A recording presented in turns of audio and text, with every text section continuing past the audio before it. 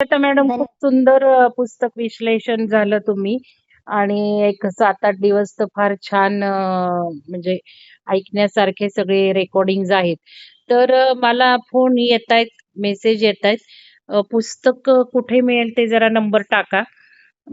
Vanita book पब्लिशरचा आणि सगळ्यांनी जरा सुजाता मॅडमचं कौतुक करा. सगळ्यात महत्त्वाची गोष्ट म्हणजे सुजाता मॅडमनी बघा व्हिडिओ बॅकग्राऊंड लगेच आज बदलली आहे. आणि पहिल्या या वक्त्या, की खरंच बॅकग्राऊंड बदलून कार्यक्रम घेतला. कालच मी जस्ट कोऑर्डिनेटर ग्रुपवर पोस्ट केलं होतं, की व्हिडिओच्या बॅकग्राऊंड बदलत चला. प्रोफेशनल आपले कार्यक्रम व्हायला पाहिजेत. आपण जरा थोडंसं घरातलं चित्र दाखवतो, ते एवढं प्रोफेशनल वाटत नाही. तर सुजाता मॅडमचं कौतुक करूया. सगळ्यांनी अनम्यूट करून टाळ्या वाजवा, की पहिल्या आपल्या स्पीकर्स आहेत, की त्यांनी कालच मी सांगितलं आणि आज लगेच इम्प्लिमेंट केलं. तर खूप अभिनंदन सुजाता मॅडम. मस्त बॅकग्राऊंड म्हणजे धन्यवाद. बघा नोव्हेंबर नोव्हेंबर महिन्याच्या शांतीदूत आज देवदूत झालेत आपल्यासाठी. आकाशातून आकाशातून आपल्यासाठी स्वामींचे मेसेज दिलेले आहेत. इथे स्वामींनी ज्ञानमार्ग कलियुगासाठी अवघड आहे म्हटलं. पण लक्षात हं. घेऊयात की कलियुग संपलेलं आहे आणि हो. सत्ययुग सुरू झालेलं आहे. त्यामुळे आपण जे सगळे ज्ञानमार्गाचा अवलंब करत आहोत, ते खूप आघाडीवर आहोत. म्हणजे हं. जे सत्ययुग सुरू होत आहे, त्या संधी कालात म्हणजे अगदी सुरुवातीच्या काळात आपण श्रेष्ठ उपासना त्या युगाप्रमाणे निवडलेली आहे.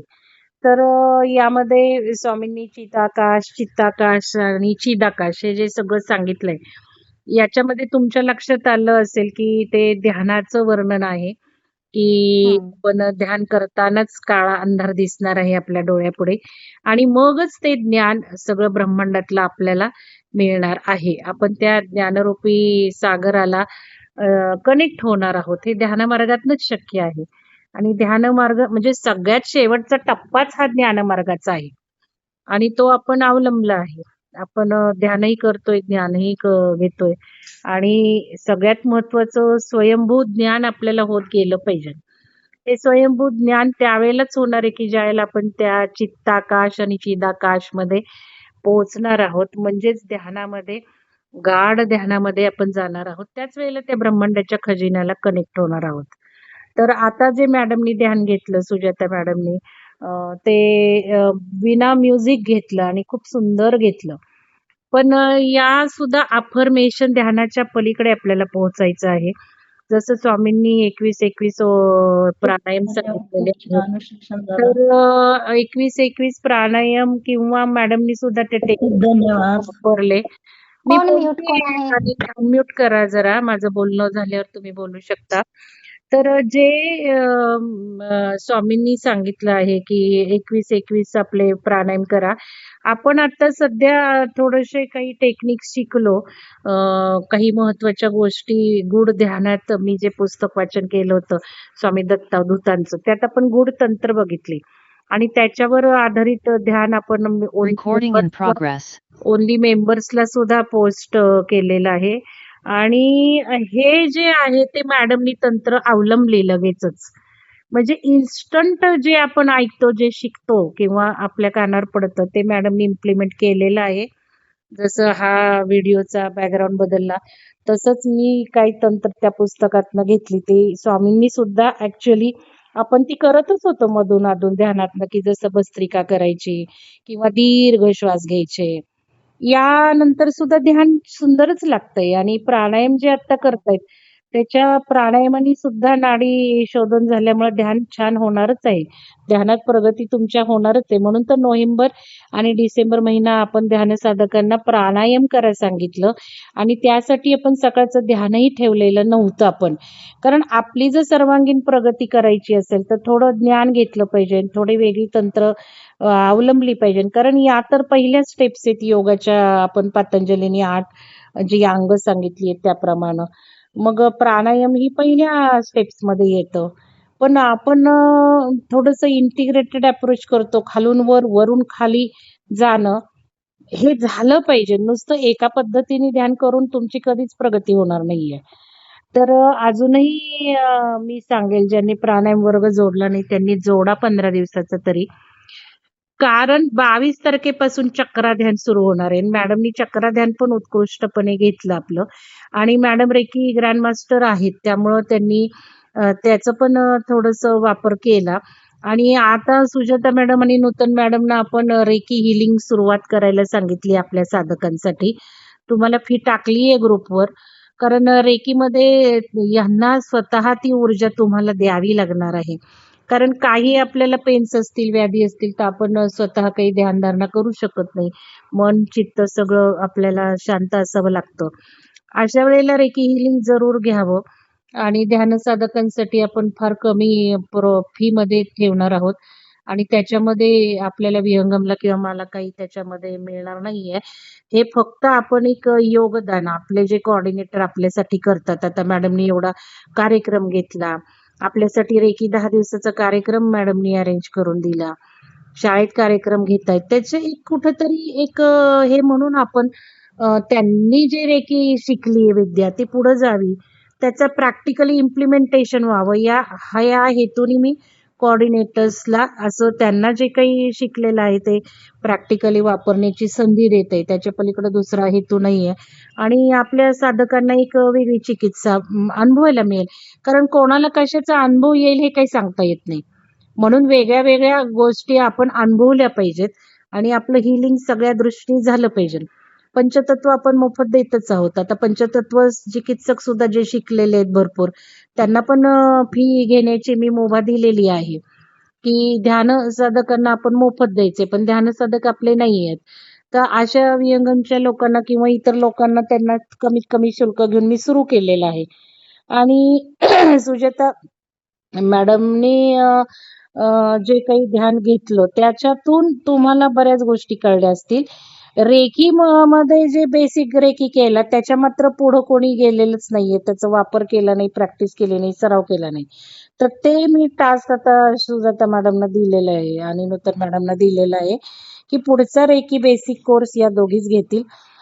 आणि या दोघींना तयारी करायला सांगितली. आपल्या पद्धतीने घेतील. मी पण काही सेशन्स त्यामध्ये घेईल आणि मग आपला रेकी बेसिक आपण घेतला, आम्ही तिघींनी घेतला, की मग लेव्हल 2 आणि लेव्हल 3 आपण डॉक्टर मंजुषा मॅडमकडे शिकायचं आहे. तर मी पण शिकणार आहे. कारण नेहमी शिकतच जावं त्याच्यामध्ये काही अपाय नसतो. पण शिकता शिकता सराव झाला पाहिजे. कारण डॉक्टर मंजुषा मॅडमनी मला लगेच ॲड केलं होतं भाग 2ला. त्या ग्रुपमध्ये मी आहे भाग 2 आणि भाग 3च्या. पण मी त्यांना सांगितलं होतं, जोपर्यंत माझा सराव होणार नाही भाग 1चा तोवर मी करणार नाही आणि मी जानेवारीत नक्की करेल. तर आता मी या दोघींना तो टास्क दिलाय, की आपल्या ध्यानातून सकाळच्या जसं मॅडमनी आता 5-6 दिवस ध्यान घेतलं, त्याच्यातून ते जे रेकीची मॅडमनी 21 दिवसाचा सराव करायला सांगितलाय, त्याची तंत्र आपण सराव केला पाहिजे. कारण मॅडमकडनं परमिशन घेतलीये मी, की आम्ही हा सराव करू का? तर हो म्हणाल्यात. तर तो सराव आपण ध्यानातनं जर घेतला नूतन मॅडमनी आणि सुजाता मॅडमनी अधूनमधून, तर ते जास्त चांगलं होईल आणि हा सराव माझा झाला.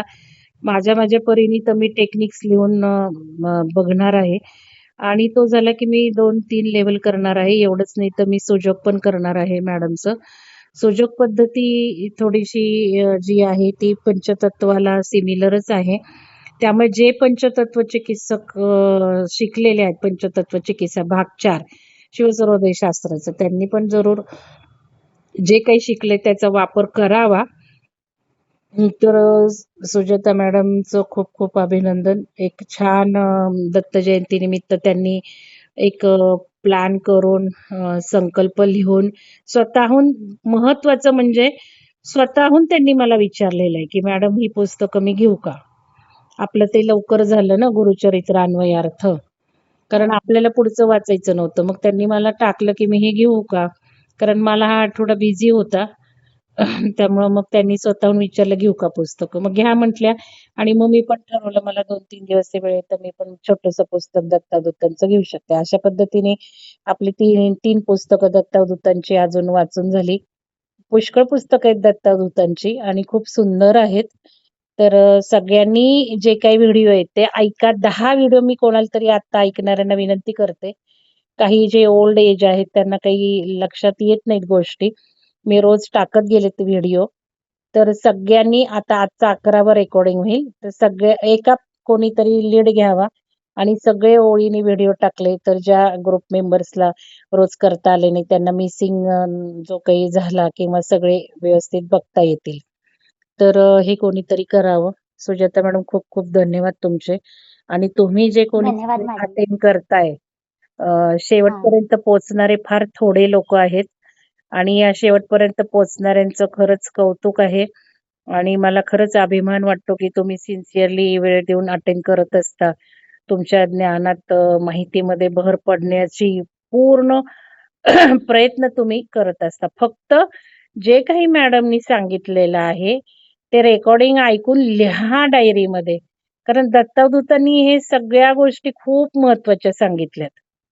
आणि या महत्त्वाच्या गोष्टी आपल्या लक्षात राहिल्या पाहिजेत.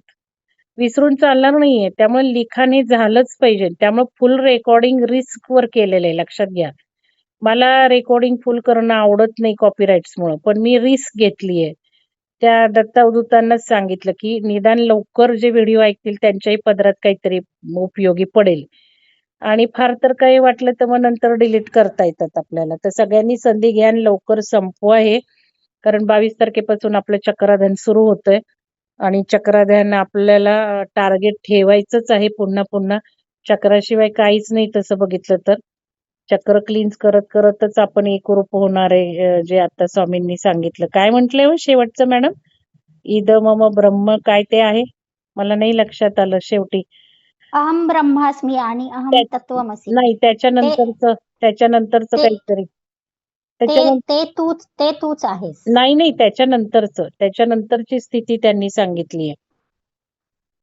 ते काहीतरी शेवटचं वाक्य आहे ते नाही मला माहिती.